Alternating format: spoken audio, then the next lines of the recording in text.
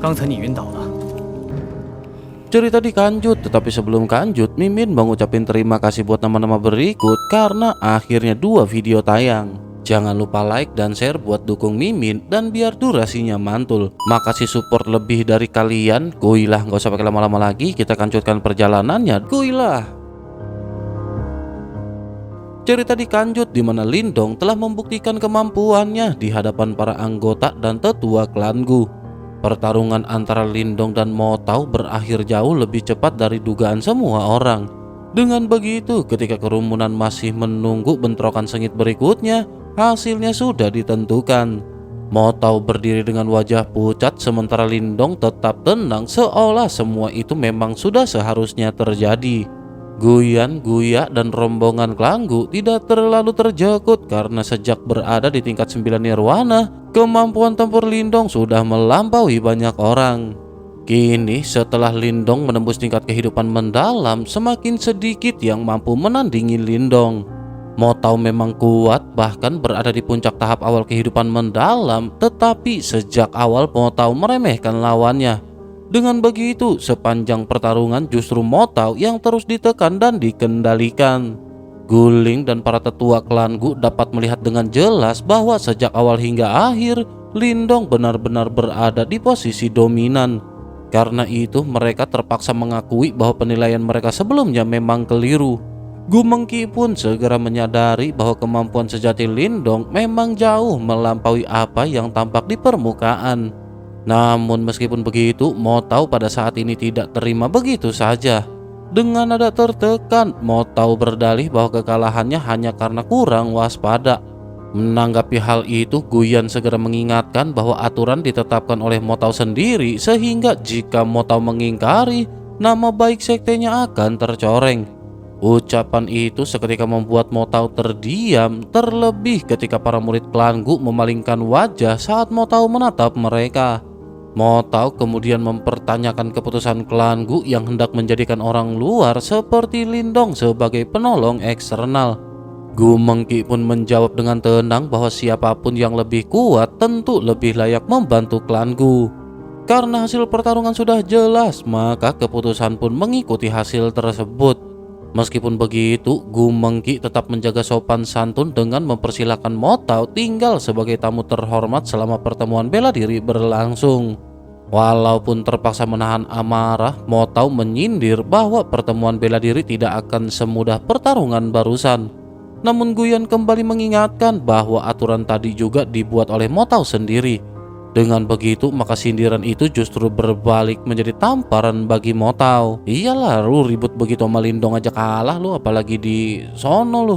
Akhirnya setelah suasana mereda, Gu Mengki menyampaikan harapan agar Lindong benar-benar membantu klan Gu dalam pertemuan bela diri.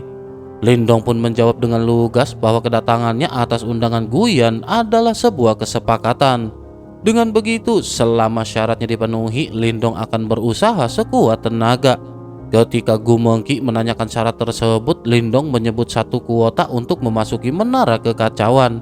Mendengar hal itu, Gu Mengki dan para tetua langsung terdiam karena sekalipun klan Gu menjadi juara, mereka hanya memperoleh 3 kuota. Memberikan 1 kepada Lindong berarti mengurangi jatah yang sangat berharga.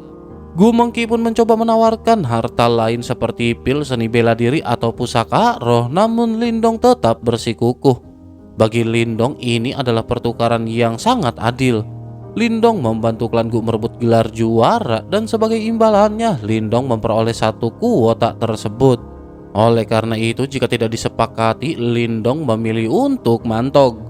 Sementara itu di sisi lain, Mo Tao kembali menyindir bahwa Lindong benar-benar terlalu serakah. Namun Lindong menanggapi dengan tenang bahwa jika Mo Tao sanggup membantu klan Gu mengalahkan Shen Tuje, maka lebih baik Mo Tao saja yang menjadi penolong eksternal tersebut.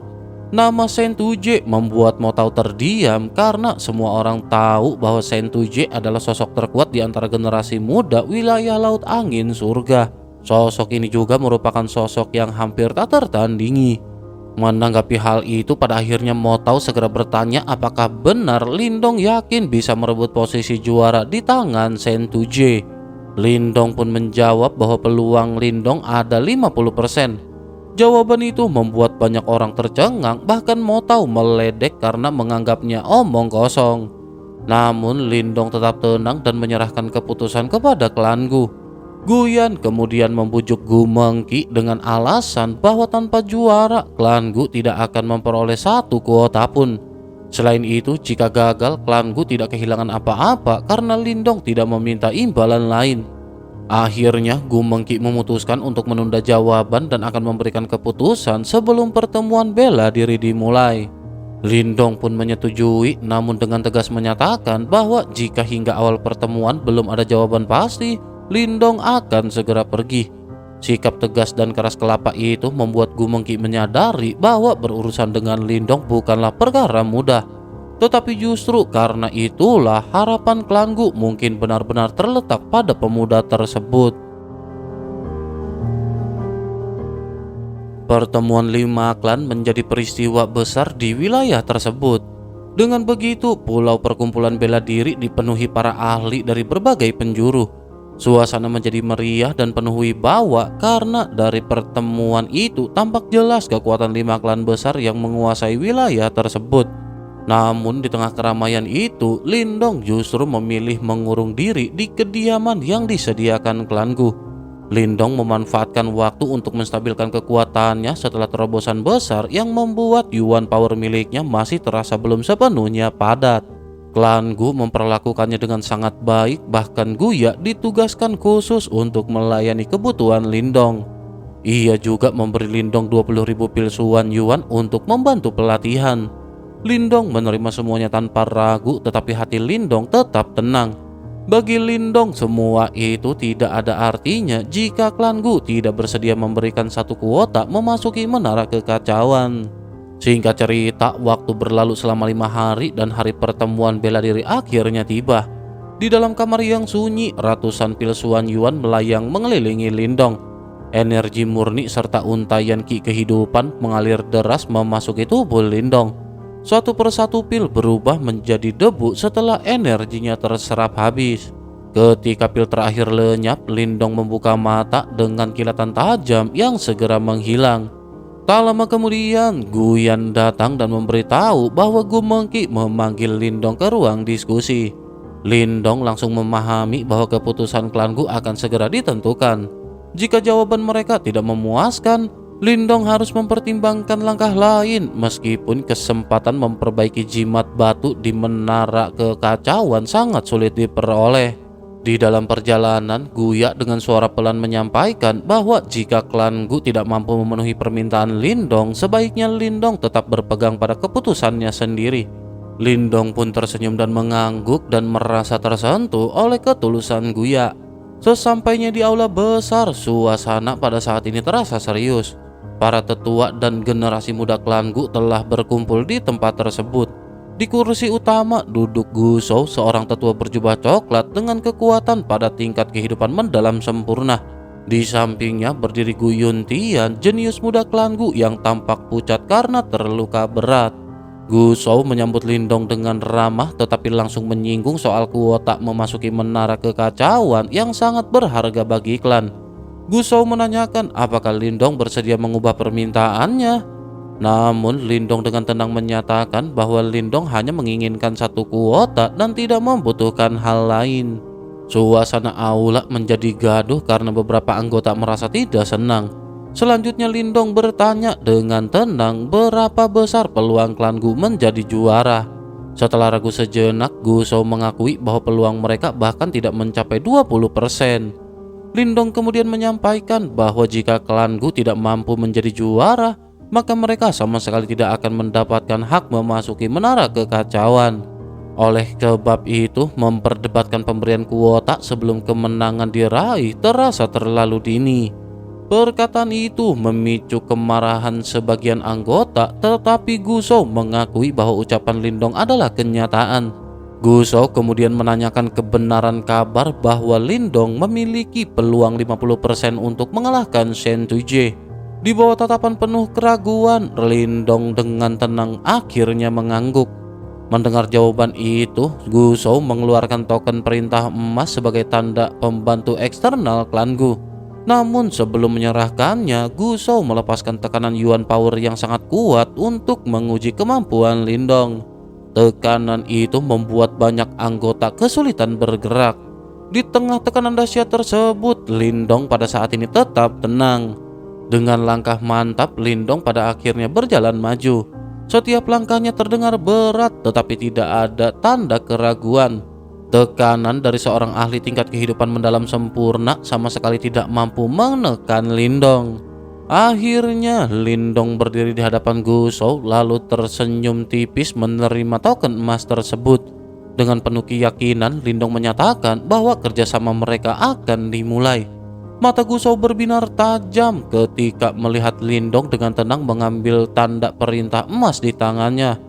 Sebagai ahli tingkat mendalam kehidupan sempurna, Gu Shou sengaja melepaskan tekanan Yuan Power yang berat dan tekanan itu cukup untuk membuat kebanyakan orang sulit bernafas. Namun Lindong tetap berdiri tegak seolah tidak terjadi apa-apa sehingga Gu Shou diam-diam terjekut karena perbedaan kekuatan di antara mereka sangat besar. Gu Shou pun mulai memahami bahwa keyakinan Lindong untuk memiliki peluang melawan Shen Tujue bukanlah omong kosong. Sementara itu, Gu Yuntian yang menyaksikan dari samping juga merasa heran. Hal itu dikarenakan bahkan pada masa jayanya, Gu Yuntian belum tentu mampu menahan tekanan seperti itu dengan mudah. Gu Mengki juga mengakui bahwa Lindong memang sangat kuat dan Gu Yan memandang Lindong dengan perasaan rumit karena pemuda yang dahulu dianggap tak berdaya itu kini justru menjadi harapan klan Gu. Oleh karena itu, Gu Shou akhirnya menyatakan bahwa jika klan Gu berhasil menjadi juara dalam pertemuan bela diri, maka 1 dari 3 kuota menuju menara kekacauan akan diberikan kepada Lindong. Mendengar hal itu, Lindong merasa lega karena tujuannya semakin dekat. Lindong pun sujud syukur setelah Lindong merasakan ketenangan. Singkat cerita, keesokan harinya, suasana di pulau pertemuan bela diri langsung memanas sejak pagi. Gunung raksasa di tengah pulau dipenuhi lautan manusia dan berbagai suara riuh menyatu hingga mengguncang udara. Lindong keluar dari tempat istri jahatnya dan mendapati Gu Yan serta Gu Mengki telah menunggu.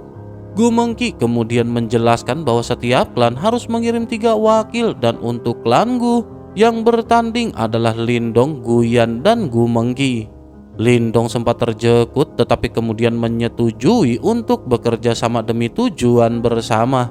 Setibanya di puncak gunung, Gu Mengki menjelaskan bahwa pertemuan bela diri bukan sekedar ajang adu kekuatan, melainkan juga kesempatan bagi 5 klan besar untuk merekrut para ahli sebagai pelindung.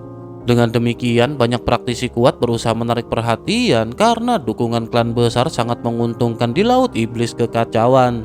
Namun suasana berubah ketika rombongan klan Wei datang. Wajah Gu Yuntian langsung memburuk sementara Lindong mengikuti arah pandangannya dan melihat sosok Wei Song bersama 2 sosok lainnya. Salah satunya adalah Wei Zhen, pemuda pembawa pisau besar dengan aura tajam dan ganas yang dikenal sebagai yang terkuat di generasi muda klan Wei. Ia juga benar-benar mahir dalam teknik pedang gunung klan Wei. Sementara itu sosok lainnya tampak biasa dan kurus tetapi senyumnya yang tipis terasa dingin seperti ular berbisa. Gu Yuntian menjelaskan bahwa orang itu adalah Chen Luo dan dijuluki tombak hantu. Ia adalah murid pertama orang tua tulang jahat sekaligus orang yang melukai dirinya hingga seperti sekarang. Mendengar hal itu, kemarahan Gu Mengki dan Gu Yan seketika memuncak. Lindong lanjut menyadari bahwa Chen Luo adalah kakak seperguruan Suyun. Tatapan Lindong dan Chen Luo akhirnya bertemu di udara dan Chen Luo tersenyum lebar. Sosoknya lanjut memberi isyarat memotong leher dari kejauhan seakan menyatakan bahwa Chen Luo akan menghabisi Lindong demi membalas kematian adik seperguruannya. Lindong hanya menyipitkan mata dengan tenang karena pertemuan dengan musuh lama ternyata tidak bisa dihindari. Sementara itu Gu Yuntian dan anggota klan Gu yang lain segera menyadari adanya permusuhan di antara mereka. Gu Yuntian pun segera menanyakan apakah Lindong memiliki masalah dengan Chen Luo. Gu Yan akhirnya segera menjelaskan bahwa sebelumnya saat memperebutkan buah roh misterius kehidupan di Pulau Roh Misterius, Wei Song datang bersama dengan adik seperguruan Chen Luo. Sosok itulah yang pada akhirnya dihabisi oleh Lindong di tempat itu. Penjelasan itu membuat Gu Yuntian dan yang lain terdiam karena mereka tidak menyangka pemuda yang tampak tenang seperti Lindong berani menghabisi murid orang tua tulang jahat. Gu Yuntian kemudian memperingatkan bahwa meskipun hubungan Chen Luo dengan adik seperguruannya tidak terlalu dekat, tetap saja mereka berada di bawah guru yang sama sehingga Lindong sebaiknya berhati-hati. Lindong hanya tersenyum dan mengangguk, tetapi di dalam hati Lindong menilai bahwa Chen Luo memang kuat. Namun meskipun begitu, ia belum cukup untuk merenggut nyawa Lindong. Tetapi meskipun begitu, Lindong tetap menanyakan kekuatan orang tua tulang jahat karena jika kabar kematian Su Yun tersebar ke telinga orang itu, maka pembalasan pasti akan terjadi. Gu Yuntian pun menjelaskan bahwa sosok itu sudah mencapai tingkat kehidupan mendalam sempurna dan bahkan sedang berusaha menembus tingkat kematian mendalam. Jika berhasil, maka kekuatannya akan melonjak drastis dan hampir tak tertandingi di wilayah angin laut surga. Penjelasan itu membuat Lindong menyadari bahwa perbedaan antar tingkat kehidupan mendalam dan kematian mendalam sangatlah besar. Hal itu dikarenakan pada tingkat kematian mendalam, ki kematian mampu menghancurkan segalanya dan bahkan menekan kemampuan pemulihan dari ki kehidupan. Walaupun merasa terancam, Lindong akhirnya menenangkan diri karena setelah keluar dari menara kekacauan di Laut Iblis Kekacauan, Lindong berencana pergi jauh dari wilayah tersebut. Laut Iblis Kekacauan begitu luas sehingga pengaruh orang tua tulang jahat tidak mungkin menjangkau semuanya. Sementara itu Chen Luo memutuskan untuk menghentikan provokasi terbuka dan memilih menunggu kesempatan di arena.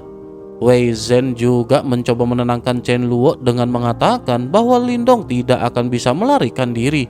Namun Chen Luo dengan dingin menyatakan bahwa kematian Su Yun hanyalah akibat kelemahan Su Yun sendiri. Tetapi demi menjaga nama baiknya, Chen Luo tetap akan membalaskan dendamnya. Ucapan itu terdengar tanpa esmoni sehingga orang-orang klan Wei hanya bisa tertawa hambar. Wei Zhen kemudian menilai bahwa karena Gu Yuntian sedang terluka, klan Wei berpeluang menang besar meskipun untuk menjadi juara tetaplah sulit. Ketika mendengar hal itu, Chen Luo menoleh ke puncak gunung tempat menara kekacauan berdiri. Menara itu dijaga oleh besi asura Sentu J dari klan Sentu. Nama Sentu J saja sudah cukup untuk membuat Chen Luo yang sombong merasa was-was. Tak lama kemudian, anggota dari klan besar lain berdatangan. Guyan memperkenalkan Song Chen dari klan Song yang telah mencapai puncak tingkat awal kehidupan mendalam. Ia juga memperkenalkan Su Yan dari klan Su yang dahulu biasa saja namun berubah setelah mendapatkan warisan kuno. Lindong justru lebih tertarik pada Su Yan karena orang yang bangkit dari keterpurukan biasanya lebih berbahaya dibandingkan dengan yang sejak awal sudah bersinar. Lindong pun menyadari bahwa generasi muda 5 klan besar wilayah angin laut surga memang luar binasa. Jika mereka berada di wilayah Suan Timur, mereka pasti berdiri di puncak generasi muda. Waktu pun terus berlalu dalam suasana panas, sementara banyak ahli bertarung di berbagai platform untuk menarik perhatian 5 klan besar dan memperoleh kesempatan bergabung. Hal itu bertujuan demi sumber daya pelatihan yang lebih baik. Namun Lindong tidak tertarik dan memilih memejamkan mata untuk beristri jahat. Ketika matahari telah tinggi, suasana mendadak tenang karena seorang tetua dari klan Sentu muncul di udara dan mengumumkan dimulainya pertemuan bela diri. Setiap klan akan mengirim 3 peserta lalu undian akan menentukan lawan. Selanjutnya, Gu Mengki dan wakil dari 3 klan lain segera mengambil tanda cahaya dari lingkaran energi yang dilepaskan tetua tersebut. Ketika tanda di tangan Gu Mengki terhubung oleh benang cahaya dengan tanda milik pihak lain, arah benang itu menunjuk ke arah klan Su. Dengan tenang ia menyampaikan bahwa lawan mereka adalah klan Su. Guyan merasa lega karena bukan klan Wei yang mereka hadapi. Hal itu dikarenakan klan Wei adalah yang terkuat di antara 4 klan yang ada. Namun Lindong mengingatkan bahwa cepat atau lambat mereka tetap akan bertemu sehingga menghindar bukanlah solusi. Sementara itu Gu Mengki lanjut membagi 3 tanda cahaya dan meminta Lindong serta Guyan mengambilnya secara acak untuk menentukan lawan. Guyan lebih dahulu mengambil dan terhubung dengan Su Tai dari klan Su. Ia adalah seorang pemuda kuat yang telah mencapai tingkat kehidupan mendalam. Wajah Guyan langsung berubah serius karena menyadari lawannya bukan tandingan yang mudah. Ketika giliran Lindong tiba, tanda cahayanya terhubung dengan Suyan, pemuda yang tampak lemah namun justru merupakan yang terkuat di generasi muda klan Su. Keributan pun terdengar di antara para penonton. Banyak orang yang meragukan Lindong karena dari aura yang terpancar. Kekuatannya baru mencapai tahap kehidupan mendalam dan belum lama menembus tingkat itu. Di mata mereka, menghadapi Suyan adalah tugas yang terlalu berat. Gu Mengki kemudian menjelaskan situasinya dengan jujur. Jika melihat kekuatannya di permukaan, keadaan memang tidak menguntungkan bagi klan Gu. Gu Mengki sendiri akan menghadapi lawan terlemah dan peluang menangnya sangatlah besar. Guyan kemungkinan besar akan kalah dari Sutai dan dengan demikian hasil akhir akan ditentukan oleh pertarungan antara Lindong dan Suyan. Siapapun yang menang di pertarungan itu akan membawa klannya melaju ke babak berikutnya. Lindong hanya mengangguk tenang. Bagi Lindong, keraguan orang lain tidak perlu dijawab dengan kata-kata dan semua akan terbukti di arena. Gaspol dong. Pada akhirnya ketiganya kemudian memasuki arena. Di hadapan tatapan ribuan pasang mata, Suyan dan Lindong berdiri saling berhadapan. Dua arena lain lebih dahulu dipenuhi ledakan Yuan Power ketika pertempuran dimulai, tetapi keduanya justru menunggu dengan tenang. Suyan memperkenalkan diri dengan sopan dan menyatakan bahwa ia harus memenangkan pertarungan ini karena pentingnya hasil pertandingan tersebut. Lindong membalas dengan sikap santai dan menyatakan bahwa dirinya juga membutuhkan kemenangan. Keduanya sama-sama memahami bahwa ini bukan sekedar duel binasa, melainkan penentu nasib dua klan. Waktu pun terus berlalu hingga dua pertandingan lain berakhir hampir bersamaan. Gu Mengki keluar sebagai pemenang, sementara Guyan kalah dari Sutai dan kembali dengan wajah pucat. Kini skor menjadi imbang satu sama lain dan seluruh perhatian penonton tertuju pada arena terakhir. Gu Mengki membantu Guyan kembali ke tempat duduk dan menenangkan dirinya. Gu Mengki berkata bahwa mereka belum kalah karena semuanya bergantung pada Lindong sekarang. Harapan klan Gu sepenuhnya benar-benar bertumpu pada pemuda itu. Di arena, Suyan pada akhirnya mulai menggerakkan tangannya. Telapak tangannya yang berwarna abu-abu gelap memancarkan fluktuasi kuat. Dengan senyum tipis, Suyan memperingatkan bahwa dirinya tidak akan menahan diri dan meminta Lindong berhati-hati. Lindong membuka mata yang sejak tadi terpejam dan menatap lurus ke arah Suyan. Dengan tenang, Lindong mengulurkan tangan dan menyatakan bahwa dirinya siap menerima bimbingan. Pertarungan penentuan pun akan segera dimulai dan hasilnya akan menentukan klan mana yang berhak melangkah ke babak selanjutnya. Gelombang Yuan Power menyapu luas di tingkat pertarungan, lalu udara bergetar dan mengeluarkan dengungan rendah yang menekan dada. Di tengah tekanan itu, Lindong dan Suyan saling menatap sementara permusuhan di antara mereka semakin menebal dengan suasana yang menjadi tegang. Dalam sekejap, Suyan pada akhirnya benar-benar bergerak terlebih dahulu. Tubuh Suyan menghilang di tempatnya semula karena kecepatan yang sulit ditangkap mata. Namun Lindong sudah bersiap sehingga ketika serangan tiba-tiba menyapu dari belakang, Lindong memiringkan tubuh dan langsung menangkap pergelangan tangan Suyan. Keduanya kemudian terlibat bentrokan jarak dekat yang brutal karena setiap pukulan dan tendangan diarahkan ke titik vital tanpa ragu. Serangan Suyan tajam dan kejam, sementara pertahanan serta serangan balasan Lindong sama sekali tidak kalah. Tinju dan kaki mereka beradu keras, lalu tanah di bawah kaki retak dan hancur berkeping-keping. Meskipun beberapa kali Suyan mencoba menekan dengan serangan bertubi-tubi, Lindong selalu mampu menahan dan membalas dengan kekuatan yang setara.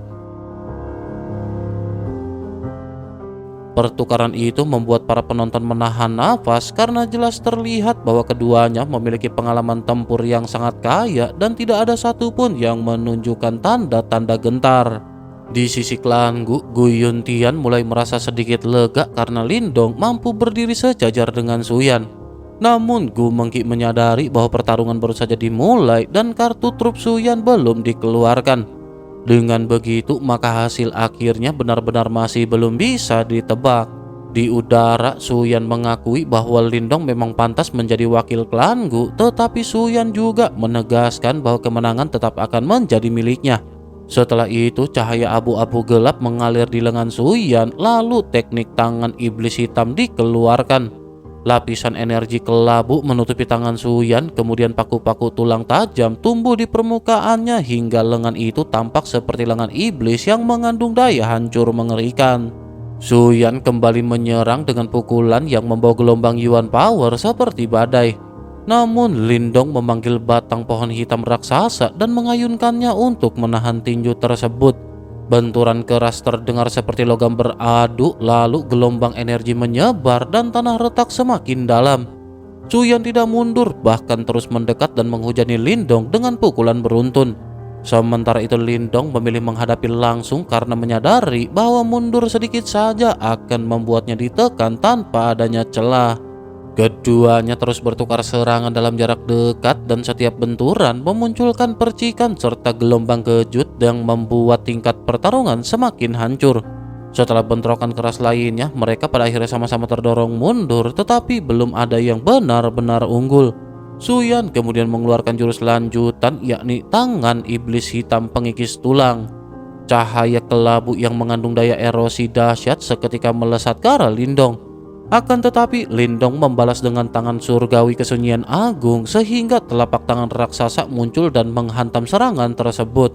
Ledakan besar pun kembali terjadi, debu membumbung tinggi dan retakan raksasa membelah tingkat pertarungan. Saat debu menghilang, Lindong pada saat ini tampak masih berdiri tegak. Suyan menyadari bahwa serangan barusan belum cukup untuk menjatuhkan lawan yang begitu tangguh. Suyan pada akhirnya segera memutuskan untuk mengerahkan seluruh kekuatannya. Sementara itu di sisi lain, Lindong pada akhirnya berlanjut ke episode berikutnya, tapi bohong. Kuilah ramein kolom komentar biar durasinya stabil. Jangan lupa juga like sama share ke kawan-kawan. Kuilah kita lanjutkan ceritanya. Dengan wajah muram, Suyan menyatukan kedua tangan dan memaksa esensi darah mengalir keluar, lalu membentuk pola aneh di sekujur tubuhnya. Cahaya merah darah meledak dari dalam tubuh, kemudian daging dan tulang Suyan mulai menggeliat dengan cara yang mengerikan.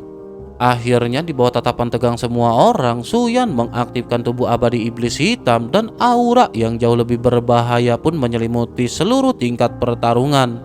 Selanjutnya cahaya merah tiba-tiba membentang di atas arena, lalu tubuh Suyan mulai menggeliat dan membesar di dalamnya.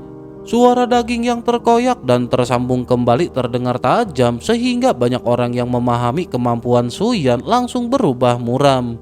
Mereka tahu bahwa Suyan telah mengaktifkan jurus terkuatnya, yaitu tubuh iblis hitam abadi. Gu Mengki menggigit bibir Guyan sambil menatap sosok yang terus membesar itu. Sementara itu Gu Yuntian menjelaskan dengan nada serius bahwa teknik tersebut adalah warisan kuno yang tidak hanya memperkuat kekuatan fisik tetapi juga meningkatkan pemulihan ki kehidupan. Dengan begitu maka penggunanya seakan tidak bisa mokat. Karena itu pertarungan ini jelas akan menjadi sangat berat bagi Lindong dan nasib Klan Gu di babak berikutnya bergantung pada hasil duel tersebut. Di sisi lain, Wei Zhen dari klan Wei menyipitkan mata sambil tersenyum tipis. Chen Luo yang berdiri di sampingnya mengakui bahwa Suyan memang kuat, bahkan cukup merepotkan jika berhadapan langsung dengannya. Namun mereka tetap memandang rendah Lindong dan merasa pemuda itu tidak akan mampu lolos dari pertandingan ini. Tak lama kemudian cahaya merah meledak seperti badai dan memperlihatkan wujud baru Suyan. Tubuhnya berubah menjadi raksasa setinggi ratusan kaki berwarna merah gelap dengan sepasang sayap kelelawar bertulang tajam di punggungnya. Aura iblis yang mengerikan menyelimuti langit dan bumi sehingga Suyan tampak seperti iblis purba yang bangkit dari kegelapan. Dengan mata merah menyala, Suyan meraung bahwa dirinya pasti akan memenangkan pertandingan ini. Sayapnya mengepak dan dalam sekejap tubuh raksasanya sudah muncul di depan Lindong. Tinju besar yang dipenuhi cahaya merah gelap menghantam lengan Lindong yang bersilang di depan dada. Benturan dahsyat itu membuat tanah di bawah kaki Lindong hancur menjadi debu, lalu tubuh Lindong terbental jauh ke belakang. Namun Lindong hanya merasakan nyeri menjalar di lengannya tanpa cedera serius. Suyan terjekut karena pukulan sekuat itu seharusnya mampu menghancurkan lengan ahli tahap awal kehidupan mendalam. Meskipun begitu, Suyan tetap yakin bahwa Lindong tidak akan mampu bertahan lama menghadapi serangan bertubi-tubi dari tubuh iblis hitam abadi miliknya. Di sisi lain, Lindong justru menghembuskan napas pelan lalu tersenyum tipis. Lindong mengakui bahwa tubuh dan kekuatan Suyan memang hebat, tetapi Suyan telah memilih lawan yang salah. Sesaat kemudian, cahaya hijau cemerlang meledak dari tubuh Lindong dan raungan naga mengguncang langit. Di hadapan semua orang, seekor naga hijau raksasa sepanjang ribuan kaki muncul melayang di udara. Tekanan agung menyelimuti arena dan membuat banyak orang menahan nafas. Gu Yuntian pun berkata dengan serius bahwa itu bukan anggota suku naga yang sesungguhnya. Ini adalah teknik penguatan tubuh misterius yang memungkinkan manusia memiliki tubuh setara naga. Sementara itu Suyan merasakan bahaya yang belum pernah dirasakan sebelumnya, tetapi kebanggaannya tidak mengizinkannya mundur. Dengan cahaya merah yang kembali meledak, Suyan berubah menjadi bilah merah gelap yang membelah ruang melalui jurus tebasan iblis hitam. Sosoknya pada akhirnya lanjut segera langsung melesat ke arah naga hijau. Naga hijau yang merupakan perwujudan Lindong memandang serangan itu dengan tenang. Cakar raksasanya terangkat, lalu cahaya hijau tak terbatas berkumpul membentuk segel bercorak naga melalui jurus segel tahta naga hijau surgawi. Dalam sekejap, cakar naga itu turun menghantam bilah merah gelap tersebut. Dunia seakan terdiam sesaat, kemudian ledakan dahsyat mengguncang arena. Cahaya merah gelap itu dihantam jatuh ke tanah bersama dengan runtuhnya sebagian besar platform. Ketika debu perlahan menghilang, naga hijau kembali menyusut menjadi sosok Lindong yang berdiri di udara dengan tenang. Di bawahnya, Suyan terbaring penuh darah di atas reruntuhan, berusaha bangkit sebelum akhirnya jatuh tak berdaya. Keheningan menyelimuti seluruh arena karena tidak ada yang menyangka bahwa Suyan yang telah mengaktifkan tubuh iblis hitam abadi justru dikalahkan hanya dengan satu serangan Lindong.